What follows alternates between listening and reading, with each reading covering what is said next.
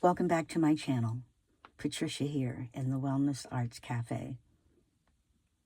In 2009, I organized and facilitated through the Indiana Holistic Health Network a Simply Healthy Fair, with my keynote being Diana Leafe Christian. She was editor at that time of Communities magazine.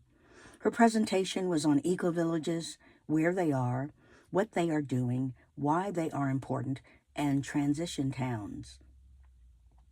She presented over 400 photographs on eco-villages worldwide, integrating aspects of ecological, economic, and social, cultural, spiritual sustainability.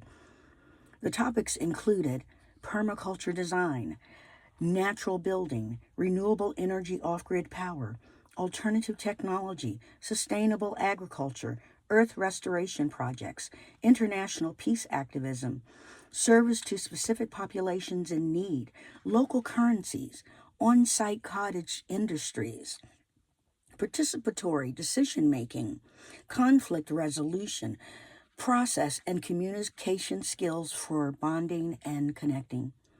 Diana showed why eco-villagers are devoted to developing these ecological settlements, how eco-villages are beneficially influencing the wider culture, and how eco-villages will most likely affect patterns of human settlement in the near future. The presentation covered intentional community-style eco-villages in the industrialized North, ecologically aware traditional villages in the global South, and sustainability education centers in both hemispheres. Examples include eco-village projects in North America, Europe, Africa, Latin America, and Asia. The presentation was a little over an hour, and it was followed with questions.